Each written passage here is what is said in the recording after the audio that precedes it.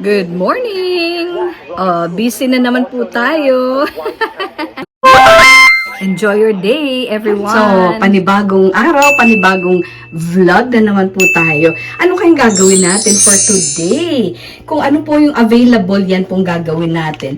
O, gagawa ako ng ice cubes na gatas at may asukal. Wala na po kasi akong condensed milk. So, kasi, bala ko pong gumawa ng palamig. So, ano po yung palamig na pwede natin gawin? Halo-halo na ang kanyang ice ay gawa dito. So, ilalagay po natin dito sa ating ice cube maker. Okay, magtimpla tayo ng gatas at may asukal.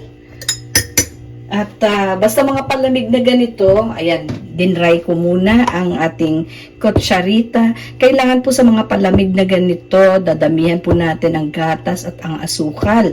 Kasi pag malamig, yun lang. Kailangan mo talagang dagdagan ang matamis, 'di ba? Dagdagan ang tamis para ma-feel mo yun talagang malinamnam siya. So, kaya nga yung mga soft drinks at saka yung mga ganun talaga. So, eto tatlong lang naman yung nilagay ko. Okay. Kasi nga, wala tayong condensed milk. Kung may condensed milk sana tayo, pero pwede naman tayong lagay ng substitute. Ayan, titikman ko po muna. At ilalagay na po natin dito sa ating tray. Ice cube tray. Okay, let's fill that up. Tapos na natin siya. Okay. Naglagay din po tayo dito sa maliit na lalagyan na plastic kasi kailangan natin maraming ice, no? So, imbes na shaved ice, ang gagamitin po natin is itong may milk with sugar. Parang millet style, di ba? Hindi man tayo makapunta kay millet, dito na lang po. Homemade, halo-halo ni Simply Jane. Okay guys, ito na po yung ating ice cubes na gawa sa gatas at asukal. So, pwede na, Parang, okay, ayan. Okay, oops. So, ganito siya. Okay. Patterned after yung, ito naman nasa, ito. Yan, pwede na yan siya, i-divide natin siya, ayan, Ayan. Let's try to divide it. Okay, konti lang ang ginawa kong cubes. Ayan, lalagyan na natin ng ating mga sangkap. We did not buy etong jackfruit. Masarap sana yun. Sabi ko nga, bakit titingnan ko, try lang natin ha. Kung masarap ba pag ang nilagay mo yung fruit cocktail. Kasi this is the only thing I have here in my pantry. So, ihaluin natin siya. Siguro masarap din naman yan, di ba? Ewan ko lang. Hindi na ako gumawa ng gelatin. Oo, kasi it will take time pa.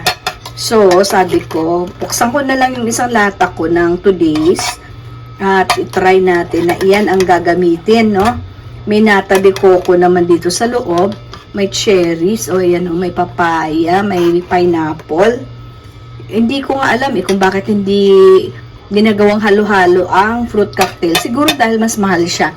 Pero this one, yung ginamit ko po dito ay hindi naman gaano kamahal na klase. Ng fruit cocktail. So, we have here the beans. Kasi usually pag halo-halo, may beans po talaga, no? Tsaka may munggo. So, ito. Meron akong isa pang ito. Kita nyo po, no? Sweetened siya, syempre. Kaya siguro yung fruit cocktail hindi ginagamit dahil hindi naman sweetened yung fruit cocktail. And remember yung ating gamit na milk, ang ice cubes po natin ay meron na siyang sarili niyang milk at saka tubig ang pinangtunaw natin dahil yung ating yung ating milk ay powdered milk. As I said, wala po ako. Ito naman po yung munggo. Sweetened din po yung munggo na to. Ayan. 'Di ba pagka meron talaga. So lagay natin siya sa taas. So, instead of, okay, ayan na po, no? Try natin yan kung masarap ba. Ayan. Para mailipat ko na yung remaining, okay lang po yung nasa bote. Pero yung nasa lata, dapat tanggalin mo yan sa lata as soon as possible. So, since wala tayong lalagyan, ito po ang ating gagawing, ang paglalagyan natin, yung ginamit natin na gagawaan ng, oops, I hope I will be able to remove it na. Kasi, bagong ano lang natin siya eh. Ayan, oh. Nahiwa-hiwa na natin siya into cubes. Like, oh, diba? Oh, ha? Pero mas maganda yung may ano sa taas, diba? Ano pa nga bang ibang nilalagay sa halo-halo, diba? Meron siyang leche flan tsaka ube, no? Wala tayong nun. Wala tayong leche flan at tsaka ube. So, ang ating gagamitin ay, pero may cheese. Meron akong cheese dyan. So, ito.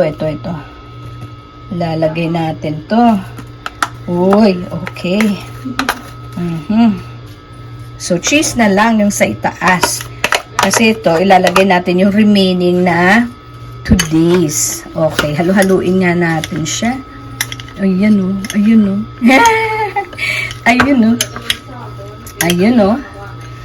o. Okay, lagyan siya ng cheese. Ayan po ang ating ice cubes na made of milk and sugar. So, very creamy na siya. Mas masarap pa yan pag condensed milk, diba? So, munggo on top. Okay, yung ating version po ay made of fruit cocktail. Ayan siya. No, I hope masarap siya. Hindi ko pa po natitikman. Pero pag tinikman ko yan, ang tinikman po kanina yung gatas lang kanina. Ito, pure yun eh. O, ito yung remaining at itatago na natin siya. So, how do you open a bottle if it's a little bit tight at nahirapan ka? Ako, ginaganyan-ganyan ko siya ng knife para lumuwag-luwag. And then, this is the rubber that I'm using. Cover siya actually. Ginaganyan mo siya. Mabilis mo siyang mabubuksan. Because, yung rubber, yun po. I'm using it actually to cover my mug. Ito po. Ayan. So, kasi ano siya, oh. Yeah, di ba? Ayan siya, oh. Oh, see? Okay. There you go. May tip naman tayo, no? Konting tip natin. Okay. So, pero kakainin na natin ito. This one, kakainin na natin. Let's start eating. Ayan, oh, it's beginning to melt na. Wow, ang sarap. Ang sarap. I'm sure masarap. Kahit ito lang yung ating kakainin muna, isa, parang ice candy siya eh. Kasi may gatas na siya at saka sugar. Ang harap.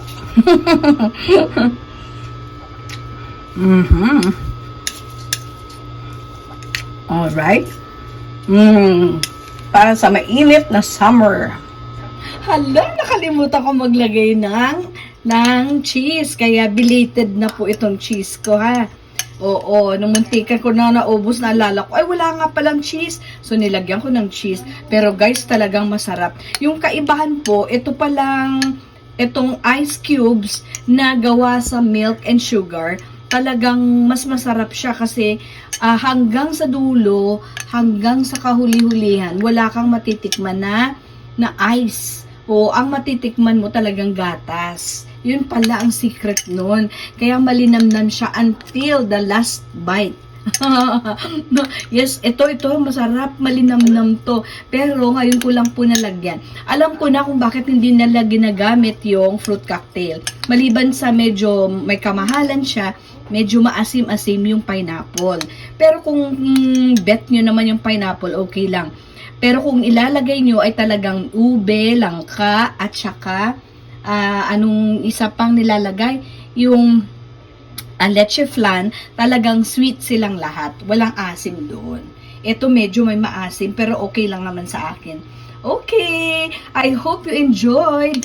Okay, at uubusin ko na po ito, ha. Sobrang sarap niya po.